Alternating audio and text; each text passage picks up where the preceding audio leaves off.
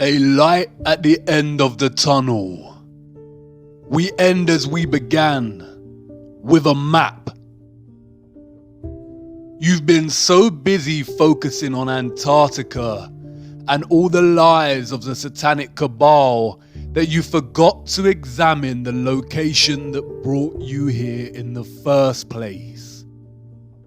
The North Pole at the center of Gleason's map and the flat plain we call Earth. Gerardus Mercator was a Flemish geographer and cartographer and is responsible for the Mercator projection for navigation, in which north is up and south is down. It is pretty much the same map we refer to today as the standard map of Earth. A year after his death in 1595, Mercator's family compiled his life's work into an atlas, which contained his earlier works. Here is one of his atlases, produced in 1569.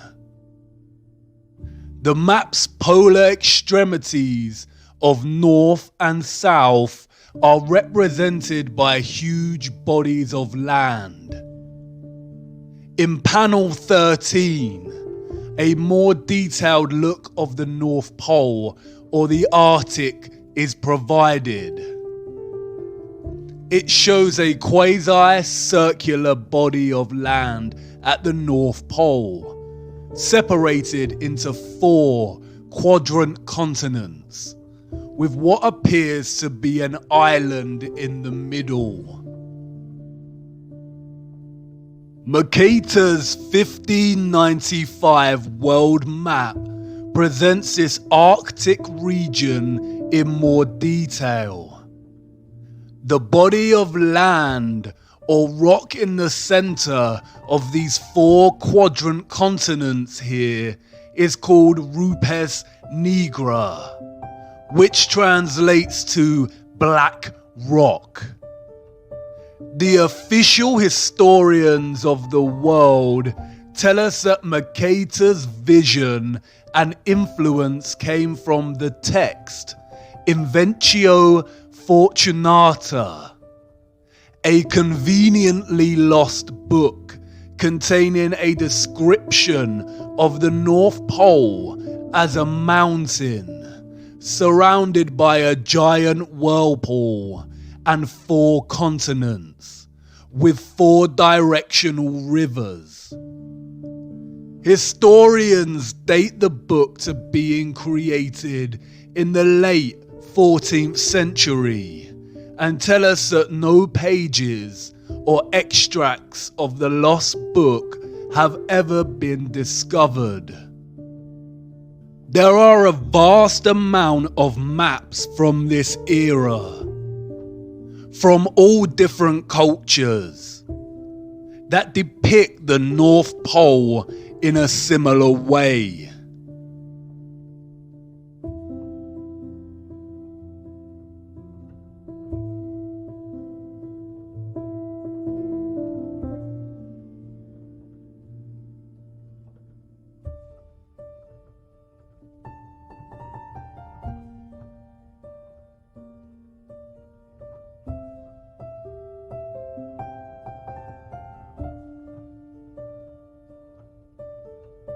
It is not until the 17th century that reference to the North Pole's mountain, 4 continents, and 4 directional rivers starts to disappear from cartography, like a Photoshop erasure job. This coincides and aligns with the rise of Galileo, the father of heliocentrism. They tell us there is no land at the North Pole, just a large ice sheet, Google Earth, however, refuses to even give us the ice sheets. They love to show us their thwarted version of Antarctica, but when venturing north, all that remains is Greenland. Look at Greenland here. Edges of real land before a huge mass of white engulfs the entire country. This does not look real. They claim that Google Earth works by superimposing satellite images, aerial photography, and GIS data onto a 3D globe. That's great. So where are the perpetual ice sheets at the Arctic Sea? A closer look at the North Pole here is very telling. Zooming into this little island, something interesting appears. A glitch in the matrix. A line that runs from this island to the center of the Arctic Sea. Deliberate mocking on their part, or just amateur NASA-style Photoshop skills. Either way, it indicates that the vast nothingness of blue ocean here is indeed a photoshopped lie, and exists primarily to hide whatever is really here. Perhaps Mercator and the early cartographers just got it wrong. Mercator was no joke in his day.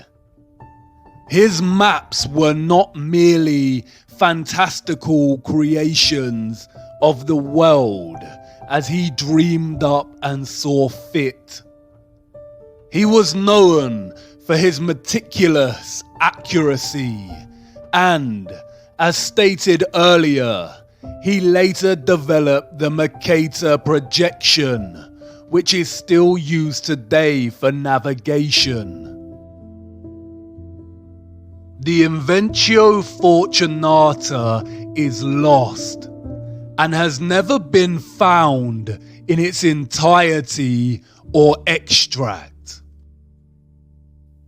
But an old letter from Mercator to John Dee, the advisor to Queen Elizabeth I, provides insight. John Dee wrote to Mercator to inquire about the North Pole.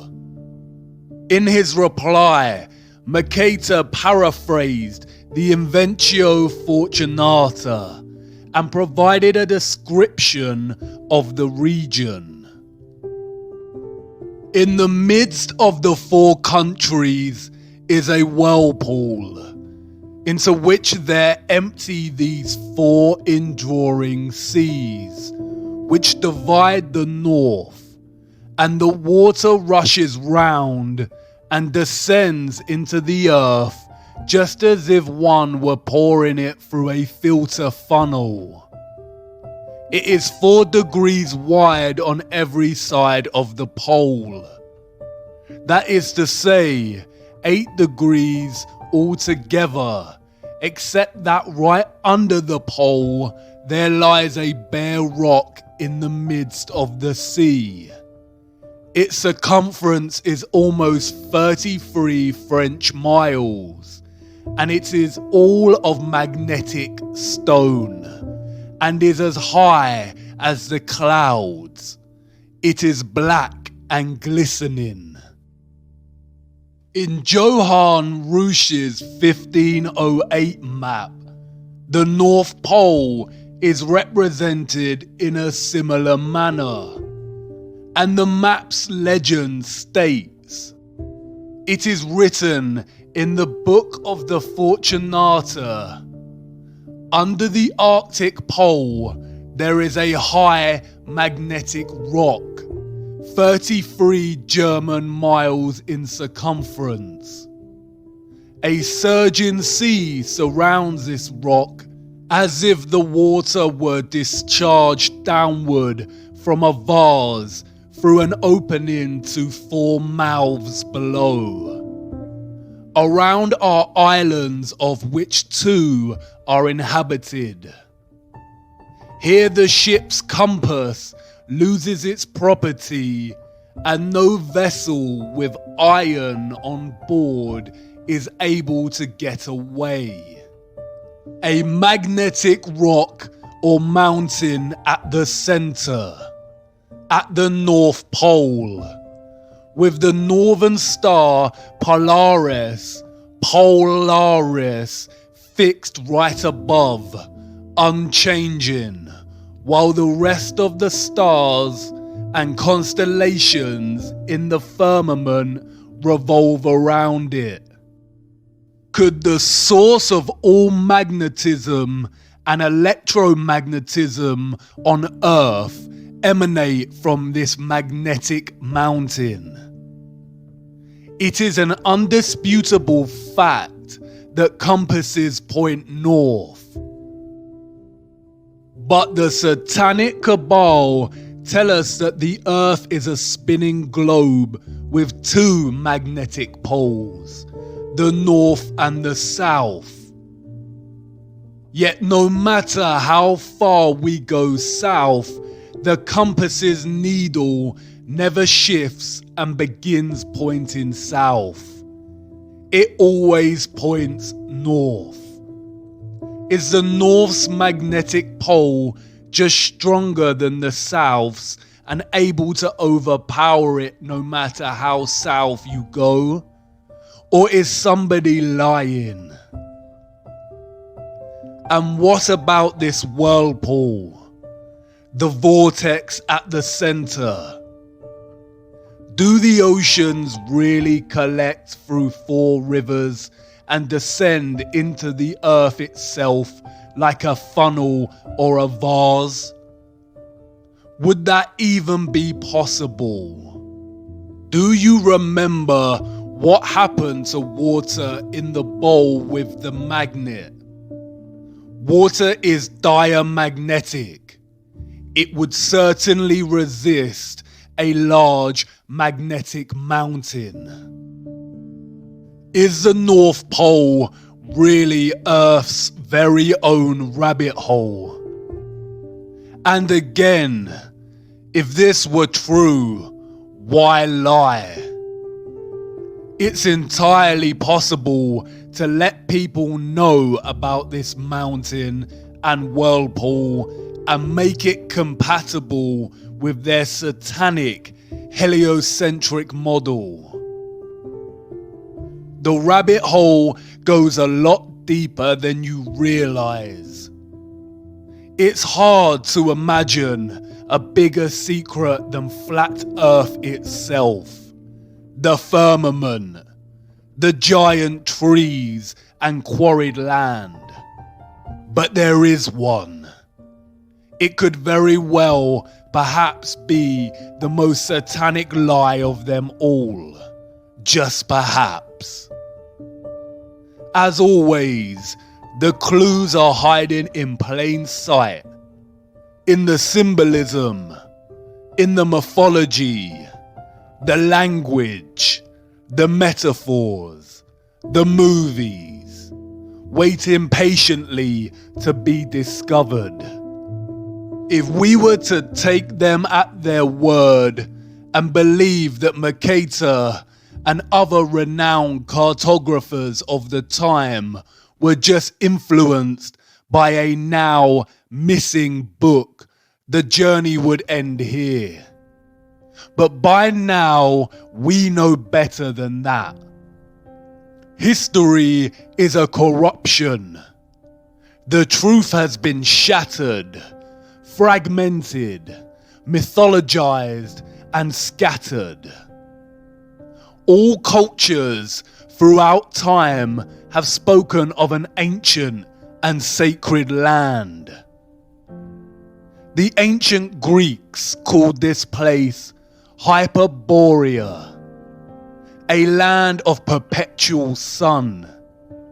They said the people of Hyperborea were giants that lived for 1,000 years and enjoyed a life of happiness. Look at that word. Hyper is a prefix meaning beyond, and Boreas was the god of the north wind. Hyperborea, beyond the north wind. It is reminiscent of another word, the Aurora Borealis, the Northern Lights. The Hindu and Buddhist traditions speak of this legendary land as Shambhala. In Buddhist mythology, Mount Meru has its roots in hell and its summit in heaven, and is the bridge between Earth's realms. Scholars have pondered the location of Shambhala, writing that the literature frequently asserts that the world axis is associated with the center of Shambhala, and therefore it cannot possibly coincide with the Earth's spin axis unless Shambhala lies at the North Pole. Numerous sources support the tradition that Shambhala once lay near the North Pole. The Scythians, a branch of the Vedic peoples who roamed the Central Asian steppe, told of a wonderful place, similar to Shambhala, that lay far to the north. In most Asian cosmology, Mount Meru stands at the center. Look at the cosmological geometry here. Mount Meru at the center with 4 surrounding continent lands.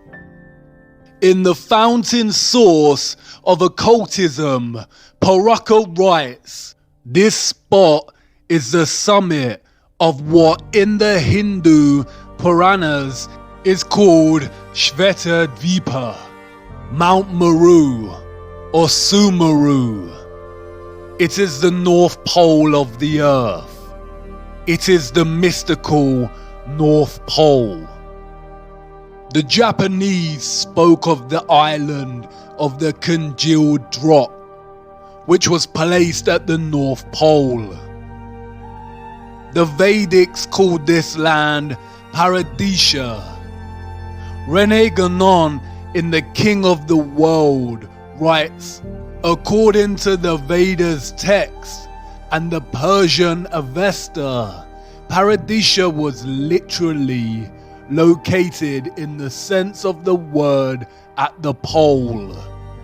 The ancient Hebrew word for Paradisha is Pardes, which translates to garden. In Norse mythology, we have Vergelmir, the whirlpool at the roots of the cosmic tree Yggdrasil, where we are told all rivers flow from. The ash is greatest of all trees and best. Its limbs spread out over all the world and stand above heaven. 3 roots of the tree uphold it and stand exceeding broad. One is among the Aesir, another among the Rime giants, in that place where aforetime was the yawning void. The third stands over Niflheim, and under that root is Vergelmir. You've seen this before. Look closer. A circular rim of mountains.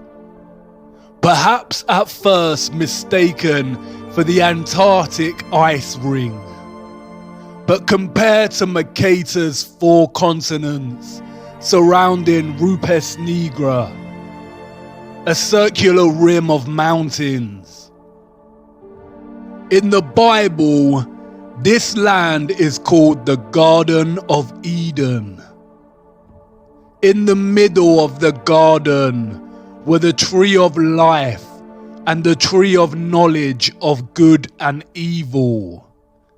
A river watering the garden flowed from Eden. From there it was separated into 4 headwaters. The same 4 headwaters that Mercator depicts in his map. Beautiful for situation, the joy of the whole earth, is Mount Zion, on the sides of the north, the city of the great king. It has many names: Mount Zion, Mount Meru, Sumeru, Rupes Nigra, the Axis Mundi, the cosmic axis, the world pillar, the world tree, the tree of life. The connection at the center of this plane, connecting the above and the below, the source of God, the source of magnetism. The Book of Enoch is also consistent.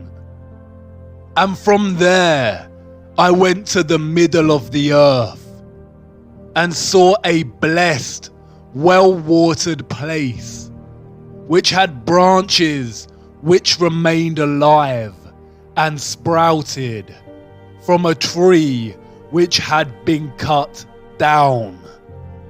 And there I saw a holy mountain, and under the mountain, to the east of it, there was water, and it flowed towards the south. All cultures have their own versions of this central axis, Mount Meru, or what the Bible refers to as the tree of life. Heaven's altar right here on earth.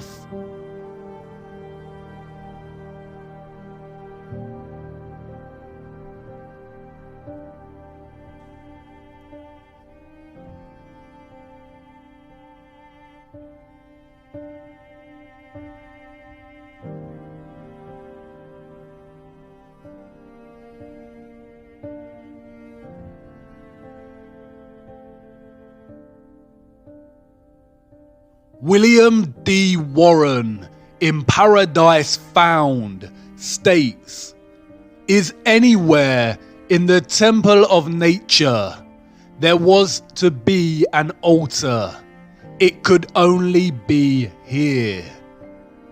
That it was here finds a fresh and unexpected confirmation in the singular agreement of many ancient religions and mythologies in associating their paradise tree with the axis of the world, or otherwise with equal unmistakableness, locating it at the Arctic pole of the earth.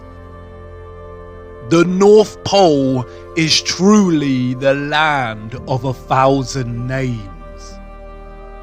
In accounts of his voyage in search of the Garden of Eden, Irish Saint Brendan, also known as the Navigator, journeyed to the north past Iceland and Greenland and recounts seeing great crystal pillars. A lot of Celtic mythology centers around the northern regions, with many believing that the real location of the Arthurian Avalon is actually at the center, the North Pole. Interestingly, the same John Dee that wrote to Mercator claimed that King Arthur conquered the far northern region.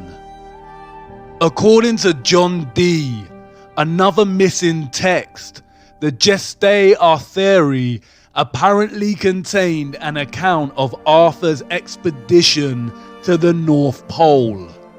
Another text, the Legis Anglorum Londonis Collectae, testifies to this same expedition. Through Celtic mythology, King Arthur became associated with the North constellation, the Great Bear, otherwise known as Ursa Major. By Sir Walter Scott's day, King Arthur had become firmly associated with the Pole Star, or Polaris. In his 1805 work, Lay of the Last Minstrel, he states, Arthur's slow wane his course doth roll, in utter darkness round the pole. The northern bear lowers black and grim, Orion's studded belt is dim. The symbolism speaks louder than the corrupted history. King Arthur's Knights of the Round Table and the Western and Chinese zodiacs are strikingly similar. The Chinese zodiac table. It is our flat earth. The constellations of the dome or firmament circling the magnetic center, as do the yin-yang of the sun and the moon. King Arthur and the 12 knights at the round table. 12 zodiac signs, 12 knights, with King Arthur's seat at the top, like Polaris. Look at the rose in the center. It is very similar to Mercator's representation of the North Pole. The 4 continents look like petals, and the magnetic mountain in the center looks like the plant's stigma. Is the North Pole the true Holy Grail? The clock with its 12 hours, all time revolving around the center or the pole. There are 12 months in a year and 4 seasons, just like the 4 continents surrounding the pole. Our Earth is the oldest clock. 12 stars on the flag of Europe. Mercator's letter stated that Mount Meru, or Rupes Nigra, was 33 miles in circumference. 33 again. The United Nations flag, split into 33 sections, with the final, largest section falling in the center. 33rd degree Freemasonry. During the course of initiation, the Mason is taught that the North is Masonically a place of darkness. The Freemasons worship East, West, and South, and forsake the North. This is because the North is associated with the energy of good. It is the source, the magnetic mountain, the axis mundi directly underneath Polaris, the fixed constant star. 33 is also the age Jesus was when crucified. Many scholars have drawn links between Jesus and King Arthur. Jesus had 12 disciples. Da Vinci's The Last Supper. 12 disciples revolve around the center, Christ. A closer look at the table shows an arched central base, suggesting it was actually a round table that has been halved and flattened for purposes of the painting, hidden in plain sight. Our first encounter with the North Pole is also one of the first deceptions we ever experience as humans. Saint Nicholas, or Santa, comes from the North Pole. Santa is an anagram of Satan and has ties to another mythological being, Krampus, a horned half-goat, half-demon deity that punishes children who misbehave, i.e., it has its roots in the satanic practice of Moloch worship. Krampus is still worshipped today in many European countries. Can you see what they are doing? Contemporary Christmas practices have their roots in Victorian literature. Before that, the season still carried its true Christian practices and celebration of Christ. The satanic cabal has distorted and corrupted the true celebration of Christmas, tying satanic figures suggestive of child predation to the North Pole.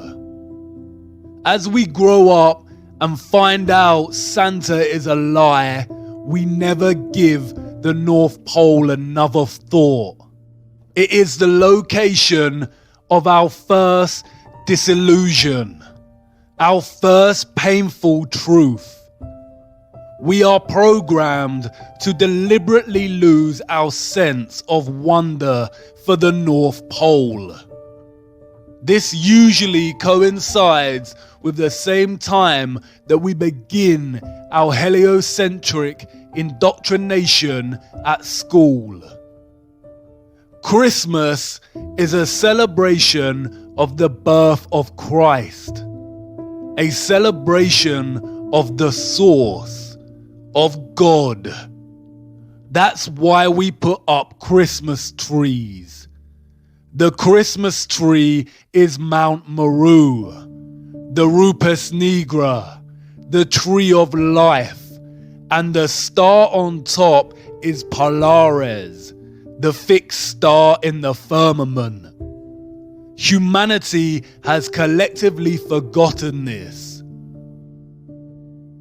The Christmas tree is a celebration of the magnetic axis mundi at the center of our flat Earth, and it has subsequently been corrupted and replaced by debased materialism. We no longer remember what we are celebrating. The satanic cabal must corrupt the North Pole. They tell us it's just an ice sheet, but Google Earth cannot even give us a photoshopped version of the ice. They don't even want people interested in ice sheets. They can't even bear to acknowledge the North Pole.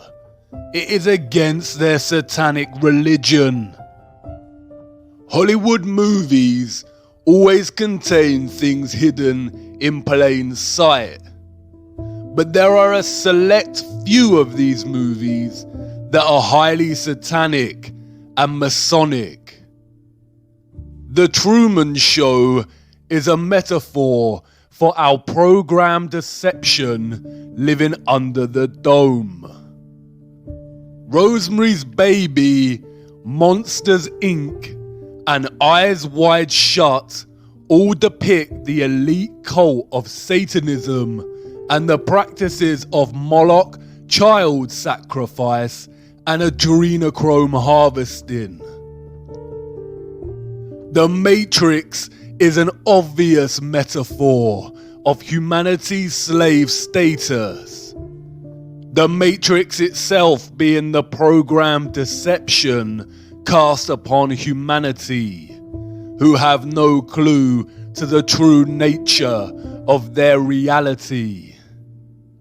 But there is another film, probably the most Masonic of them all, The Wizard of Oz, Dorothy's journey through the land of Oz.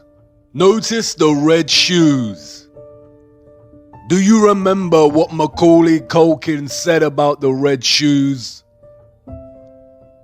Dorothy and her unlikely band of friends must follow the yellow brick road to the Emerald City to ask the wizard if she can be sent home.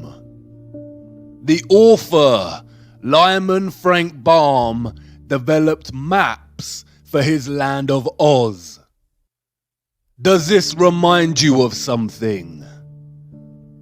4 lands or continents surrounding the central Emerald City, just like the North Pole in Mercator's map. Look at the representation of the Emerald City in the film. Look at the domed halo surrounding the city. Much like the halo we see with representations of Christ. But does it remind you of something? Look closer. Columns. Basalt columns. The magnetic tree of life at the center, also cut down in our history. The Emerald City. What else emits an emerald green glow? The Aurora Borealis. The Northern Lights. Look at the yellow brick road in the film.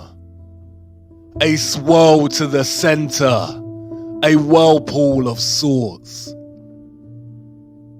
Somewhere over the rainbow.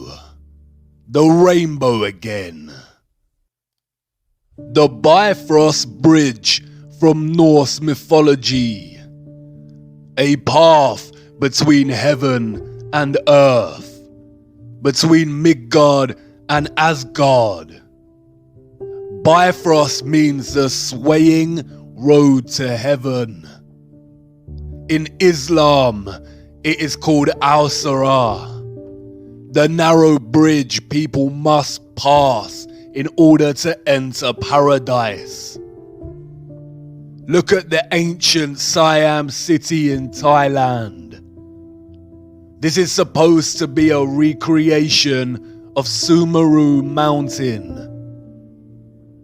Look at the bridge you have to cross on your journey.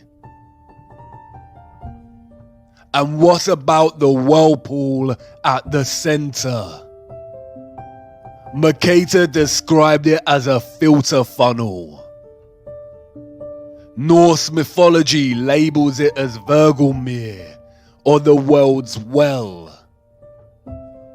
Could there really be a whirlpool opening in the center of Earth, caused by the magnetic tree of life, in which the oceans flow down into? Paul the Deacon, an 8th century Benedictine monk, wrote that where the ocean extends without bounds is that very deep abyss of waters which we commonly call the ocean's navel. It is said twice a day to suck the waves into itself and to spew them out again. By the whirlpool of which we have spoken, it is asserted that ships are often drawn in with such rapidity.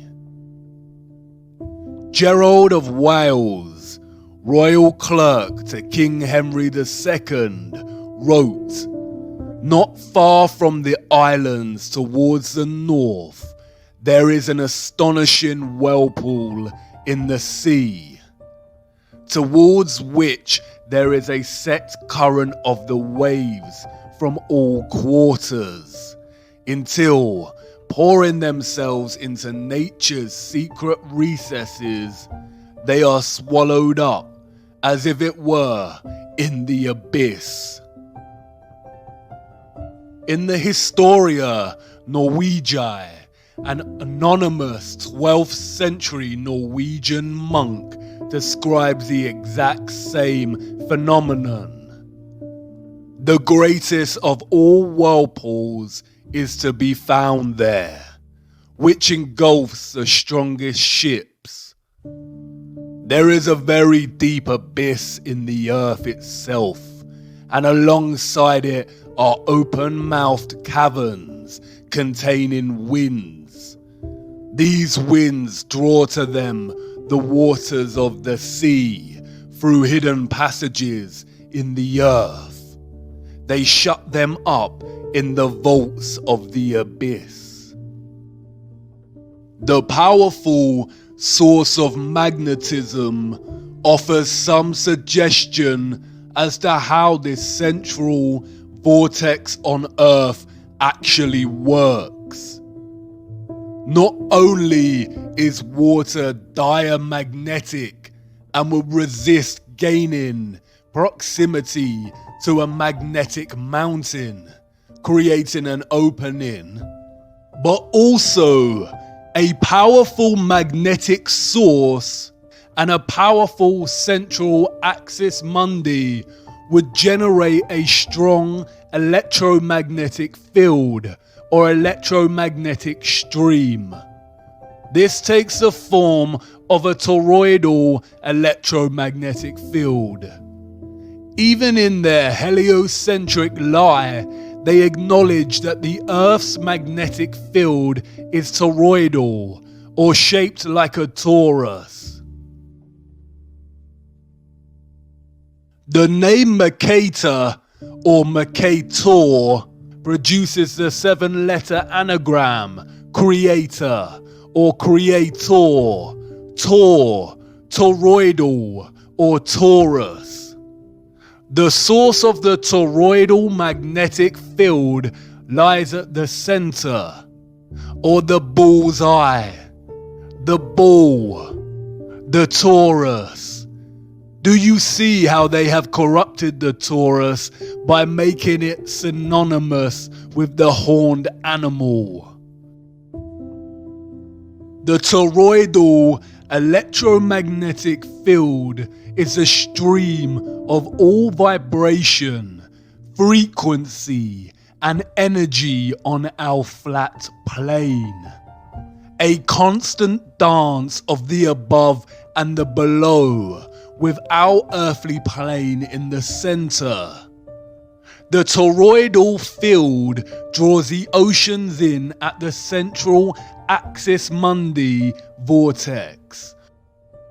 As the water is drawn into the center of the earth, it keeps going and is most likely drawn out again at the perimeters of Antarctica. Hence, that is why there is so much ice. It freezes because there is not much sunlight at the outer perimeters of flat Earth. The ice has always melted at a constant rate, and this has been used recently to fuel the climate change hoax by the satanic cabal. This central vortex at the North Pole would also suggest the possible existence of the biblical Great Deep, and offer some clues to the existence of water above the firmament. all of which are outside of our perception's grasp and have been hidden from us. As absurd as this constant recycling of water sounds, the same process is happening right now inside of your body and never stops. Blood is pumped from the body into the right atrium and then is drawn up into the more central right valve to the lungs, which oxygenates the blood and pumps it into the left atrium at the heart's periphery, which is then drawn up into the central left valve back into the body. Speaking of the stars in the firmament, Enoch said that we shall err and take them to be gods. All planets in the fake solar system are named after false gods, such as Mars, Saturn, and Mercury. All of them apart from Earth. Earth is an interesting word, one of its kind. It is an anagram of heart. Look at the electromagnetic field of the human heart. It is a toroid. Look at the apple. It is the same shape as the toroid.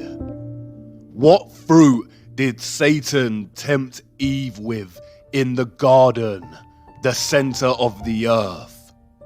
Hidden in plain sight, as above, so below, the microcosm and the macrocosm. What lies inside of Earth at this central vortex? Who knows? But it could explain the phenomena of the auroras at the poles. Perhaps the mysterious green light is atmospheric light coming from inner Earth, or the light emitted at the junction between realms. The word aurora borealis is very similar to the word Ouroboros, the serpent eating its own tail. A satanic symbol we see used over and over again. Many have speculated that the Ouroboros symbolizes the ice ring at Antarctica. Oro comes from the ancient Greek meaning for tail, and boros comes from the ancient Greek meaning for swallow. Boros is also very similar linguistically to Boreas, god of the north wind. The Ouroboros is also present in the Norse cosmology, circling the center. The Bible referred to it as Leviathan, a creature with no mate, its tail placed inside of its mouth. It signifies how the North Pole and the Antarctic ice ring meet in the continual, infinite recycling of the oceans caused by the flow of energy from a toroidal electromagnetic field. It also symbolizes the continual dance between good and evil. The good being the Arctic North Pole and the evil being Antarctica. The ant prefix of Antarctica is precisely the same prefix used to signify opposition and being against.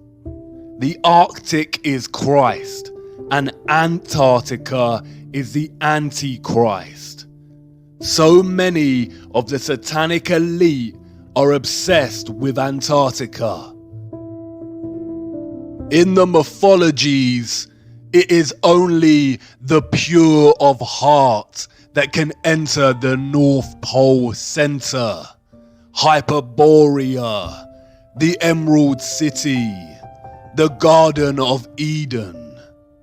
And we see this motif play out over and over again in their satanic mocking of our ignorance, while they continually lead us further and further away from knowing the truth, keeping us rooted to giving our energy to their satanic matrix. The recent BFG movie shows the characters jumping into another realm at a center with a giant tree.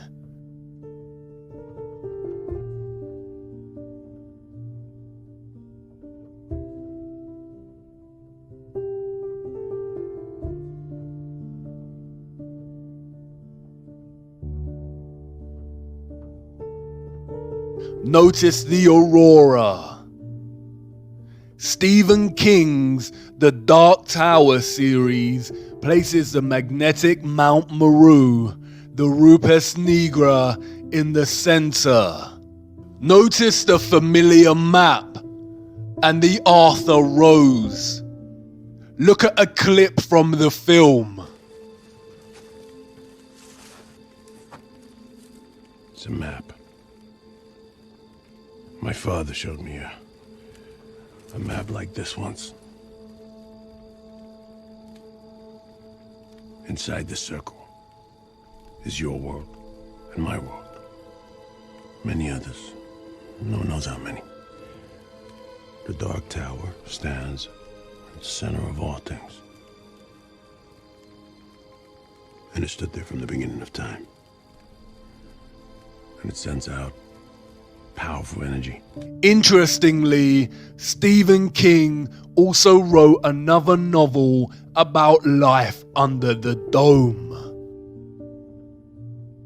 Philip Pullman wrote a children's novel called The Northern Lights, in which the protagonist enters another realm through the aurora. Jules Verne's Journey to the Center of the Earth sees its protagonists enter inner Earth in the north, just beyond Iceland. We have the Wandering Mountain in the never-ending story. Notice the rainbow. Even the production company Paramount references this in its logo. Notice the dome stars above the Paramount, the Mount Meru, Mount Zion. We see reference to Flat Earth and the Tree of Life, Mount Meru, hidden in plain sight everywhere. George Bush International Airport. The Flat Earth map on the ground with a huge Tree of Life in the center, reaching up to the dome above. Darling Gardens in Sydney, Australia. The Flat Earth map again, with the Antarctic ice ring and the magnetic mountain in the center. Even the Central United Nations meeting room displays this imagery. Notice the starred dome above and the grand gold pillar in the center. What about flights? Wouldn't pilots have noticed if there were a huge vortex at the center of the Earth? Well, perhaps, if they actually flew over the region. Flights are restricted, we are told, because it is too cold to fly over the Arctic and Antarctic regions. They tell us they have the technology to send people out into cold space, but not to cross the polar zones. In fact, a closer look at flight paths more generally exposes their heliocentric lie. On a globe Earth, South Africa to Australia should be a straight path over the Indian Ocean. They could even refuel at Madagascar if necessary. But no such flight exists. They all stop off at Dubai, Hong Kong, or Malaysia. A huge detour that makes no sense on a globe, but makes complete sense when looking at a flat Earth map. It's the direct flight path on flat Earth. We are running out of time. It is important to acknowledge the remaining and resistant beauty of our world despite the vast amount of barbaric quarrying. It is undeniable that our flat Earth quarry retains aspects of beauty. Sometimes so powerful, it is described by humans as breathtaking. Although we are a species born out of the barbaric behavior of those who destroyed the Earth, Carbon-12 is not the entirety of our biological design. Like the land, we retain elements of the good, which can be traced back to divine creation, or what is called God.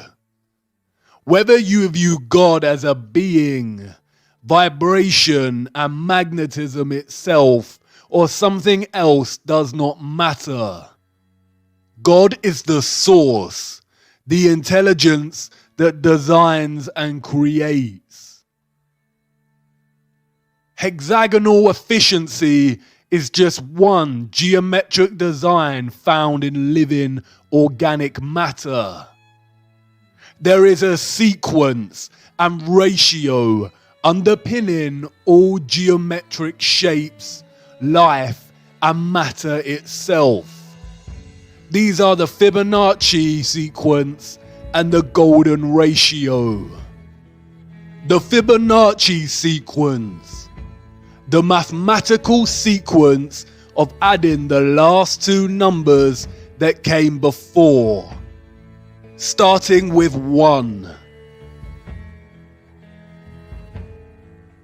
As the sequence continues, a constant ratio of 1 to 1.6 appears. This is called the golden ratio and continues indefinitely. To imagine what a 1 to 1.6 ratio looks like, compare it to a 1 to 1 ratio. Any rectangle with any two of the numbers of this Fibonacci sequence forms what is known as the golden rectangle, a perfect rectangle. This rectangle can be broken down into squares, the size of the next Fibonacci numbers. Similarly, if you construct the rectangle with the 1 to 1.6 ratio and begin to make incremental golden ratio points within that, you end up with the same results as the Fibonacci sequence. If you divide each with an arc, then the pattern begins to take shape. We see Fibonacci's spiral, the spiral in and of itself. A spiral, spiraling out at the sequential ratio of 1 to 1.6. Fibonacci's spiral is literally found everywhere in the natural world, on both a microcosmic level and a macrocosmic level.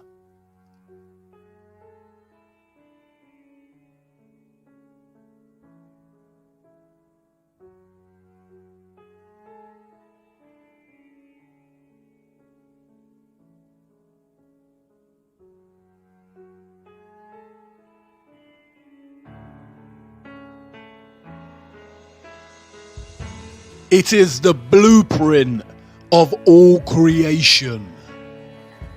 It is not a coincidence that the entire education system pretty much ignores the golden ratio and golden spiral.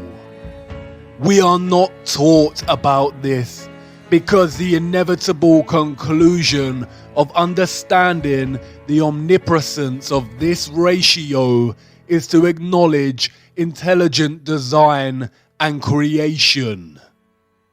It is the fingerprint of God. When viewed from above, the toroid takes on the shape of a spiral. Your brainwashing and programming has to have such a powerful grip over you if you think for 1 second our flat Earth itself would not take on the same ratio and patterning. A golden spiral concentrating into a central vortex at the North Pole. Do you see how they have taken the fingerprint of God, the spiral, and corrupted it through the most evil act that can be committed? The rape, torture, and murder of a child and drinking its blood. How to continue after discovering such evil exists and the deceptions cast upon humanity. What to do when things fall apart, when down becomes up and up is now down, when those you trusted the most deceived you and let you down, when the storm comes.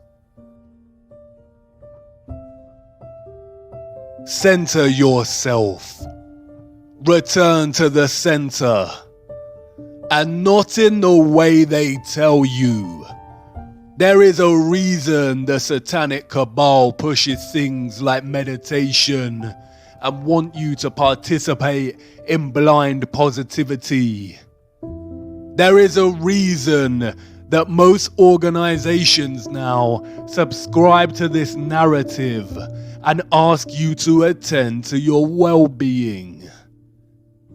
They want you to accept that reality is stressful and full of corruption, to normalize it, and tell you the antidote is forced relaxation, to switch off and ignore, and forced positivity, which in reality is just to ignore the matter at hand and replace it with delusional positive thoughts. In other words, to turn a blind eye. The eye is a microcosm of flat Earth itself, with the pupil at the center, giving you sight. Center yourself, but not through their methods. There is only one way to achieve centrality and stillness. The eye of the storm, immutable and still while all around it energetic rage. The tree trunk, steadfast as the wind rattles its branches. The truth is objective. It cannot move, cannot bend, cannot fall apart. It is positively charged. It stands up to any counter argument. And because of this, the truth is pure and is fixed. The fixed center of being.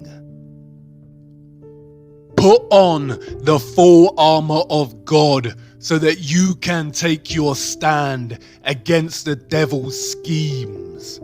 Stand firm then, with the belt of truth buckled around your waist. And knowing the world we live in, the journey to the center is going to be the journey of a lifetime. It's here. The end of the rabbit hole. The end of our small journey. There is so much we did not get to cover, but I hope you will not forget over time and keep on searching. Did I accomplish what I set out to achieve? Am I wiser? Do I know more? Perhaps a little, but the more truth I discovered, the less I truly know. The truth humbles and puts me in my place, but it is not a place of dislocation that believing in the Einsoft heliocentric model of nothingness produces in an individual. You probably want to ask if I now believe in God. If you need to ask that question, then you haven't been paying attention. I didn't tell you before because I knew I wouldn't need to. But this isn't really an ending for me or for yourself. For I know that something in you, viewer, has forever changed.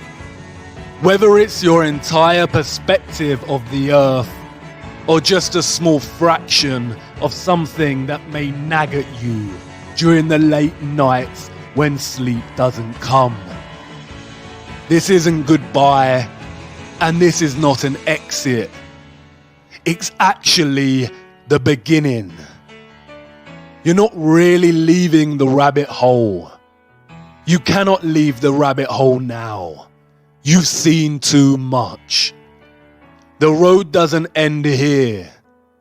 It's just a brief pause at the crossroads of another entrance to another rabbit hole.